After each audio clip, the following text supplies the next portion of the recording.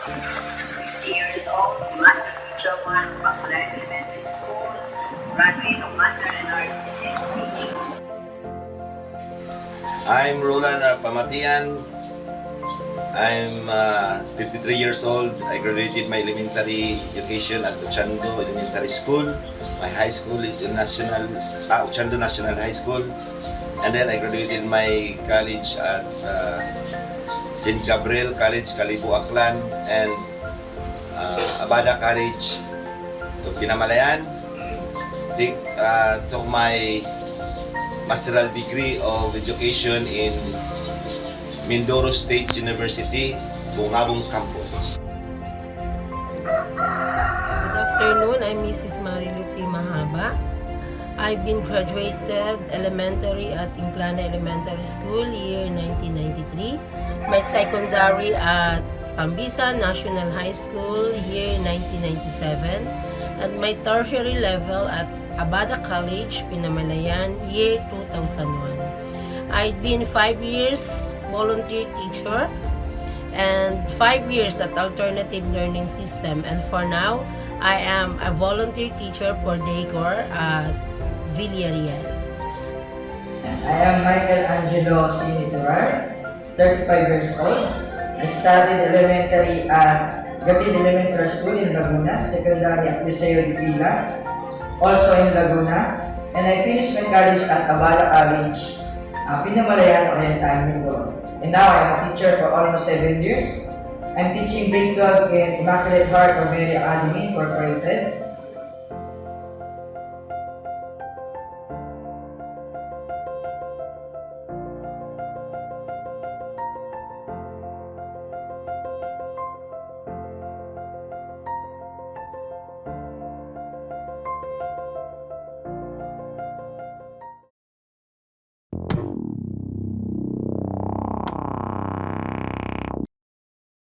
For you, ma'am, what is your definition of assessment? For me, assessment is a tool used to measure the ability, capabilities of its learners. What is your definition of assessment? Assessment is also known as evaluation for what you have gathered and then what I have learned as a teacher. The pupils, I am assessing always by means of administering the knowledge I am what in my lesson. And then kung ano yung resulta noon ng assessment, malalaman mo kung ano yung kanilang nalalaman sa tinuro ng mga lesson ng lalo na sa mga bata. What is your own definition of assessment? For me, assessment is the test or analysis for something needing assessment. It is an evaluation where we can test the knowledge of our students about the specific topic. What is your definition of assessment? Okay. In my own understanding of assessment, in education, the term assessment refers to the wide variety of methods or tools that teachers use to evaluate, measure, and document the academic readiness, learning progress, and skill acquisition of our students.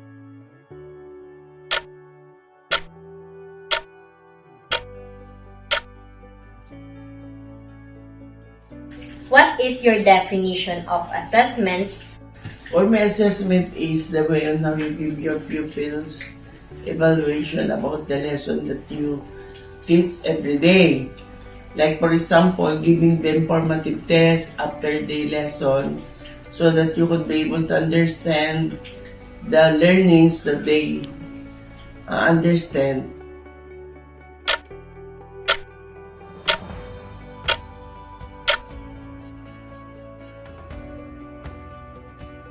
Madam, what is your definition of assessment? Assessment is a way of evaluating learners. It is important to assess the learners every day to measure whether the pupils learn the learning objectives. For teachers like me, it is also important to assess because it will help me to proceed to another lesson for the next day. It is also important because it serves as the springboard to another lesson. And if my lesson, if my pupils did not meet the learning objectives for that day, I will make an intervention for those learners who did not meet my objectives.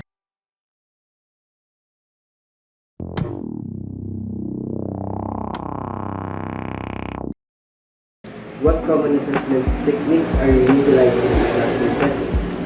I am utilizing the use of the performance task, written test, and every lesson we have the formative test, and every week we have the summative test, and every period, every quarter we have what we call the periodical test.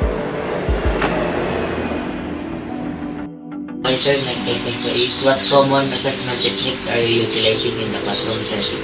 Okay, there are different kinds of assessment that I use. Especially when we are doing our lesson, mayroon kami tinatawag na one minute test. Habang nagli-lesson, bigla mong bibigyan ng test within 1 minute, masasagot ng mga bata. Binibigay yun within sa walang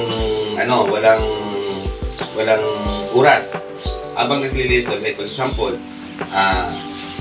nagli-lesson ka tapos bigla mong puputulin ang lesson mo, gusto mo i-measure kung ano ang alam na ng bata, bibigyan mo siya ng 1 minute test. Within 1 to 5, tapos checkan niyo ulit, tapos bibigyan mo i-assess yun kung hanggang saan na yung mga bata, kung ilan na nakaintindi.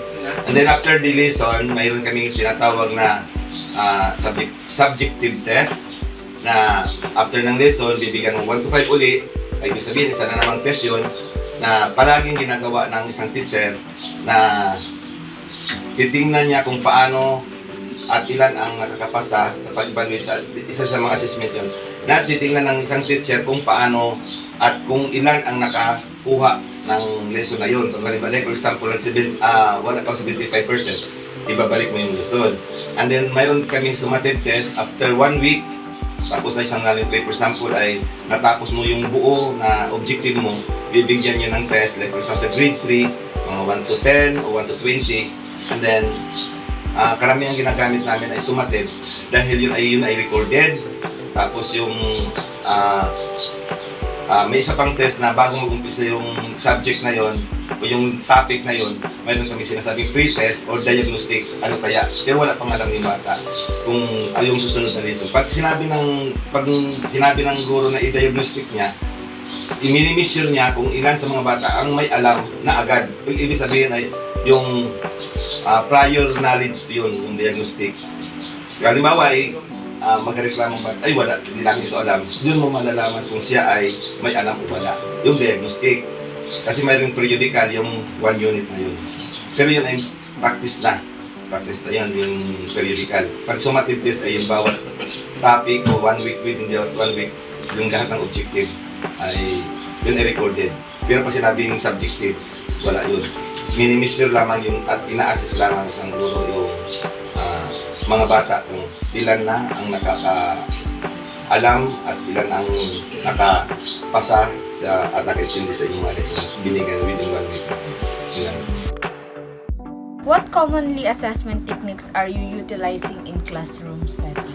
During my time in teaching in ALS, the common assessment I'd been used is the diagnostic test or assessment where there is different questions that I will give the strength to test the strength and weaknesses of my students. What common assessment techniques are you utilizing in the classroom setting? Okay, there are so many types of assessment. The common assessment that I use in classroom setting is, first is the pre-test. One of the type of assessment that we need to test the prior knowledge of our students. Next is the post-test. It's to test our student if they learn from your discussion on that day. And lastly, the quarterly assessment if the students learn on the most essential learning competencies within the quarter. What common assessment techniques are you utilizing in the classroom setting? Halimbawa, yung pagkatapos mo magturo, bibigyan ko sila ng 1 to 5 evaluation. Titinan ko kung aling parte ng lesson ko na naiintindihan nila. Meron kasi mga bata na matagal makaintindi. So, inaalam ko para alam ko kung alin doon yung bahagi na kinakailangang instruct ko sa kanila o bigyan ko sila ng assessment ulit. Halimbawa sa tanghali, yung mga batang hindi nakaintindi, tinatawag ko yun, tapos magbibigay uli ako ng test sa kanila para maintindihan nila yung lesson. Yun namang mga iba't ibang klase ng mga assessment ay pwedeng formal or informal yon. Pwedeng written or yung dinadaan namin sa performance output. Yun, iba-iba kasi yung talent na napakita ng mga pag-aaral eh. Kaya dapat alam mo kung sila magaling. Pero mga batang magaling sa written, pero mga batang magaling sa yung mga halimbawa yung sa mga drama-drama. So sa lesson natin araw-araw, magandang i-apply natin yung tinatawag natin na yung para ma-detect natin kung saan magaling ang bata. Yung pag-apply nung tinatawag na differentiated instruction. Yung differentiated instruction, lahat ng bata doon ay makakapag-participate. Nabibigyan natin ng pagkakataon yung iba kasi doon mo madidetect ng teacher kung saan magaling ang bata. May magaling mag-drama, may magaling sa drawing, may magaling mag-create ng mga tula, drama, kanta, kung saan sila magaling. Kung alam ng teacher kung aling group yung magaling sumayaw, i-group na ng teacher yun. Kada activity ng teacher, alam ng teacher kung saan sila, ikaw ay dini, ikaw ay dito. So alam, yung mga batang dati ay hindi nakapag-participate, nakaka-participate sila. Kasi nabibigyan sila ng pagkakataon na makapag-mingle sa mga ibang bata. Di katulad noon na yung mga mahihain ayaw, nakaupo lamang, ayaw sumali kasi hindi nila alam yung ginagawa. Ngayon, kung iba-ibang assessment na inabigay ng teacher araw-araw, ay di yung mga bata may enjoy. At the same time, nalilinang yung mga kaalaman ng mga bata. Yun. Madam, what common assessment techniques are you utilizing in your classroom setting? I use the formative test, also summative, and the periodic test. I also use other assessments like recitations and using rubrics.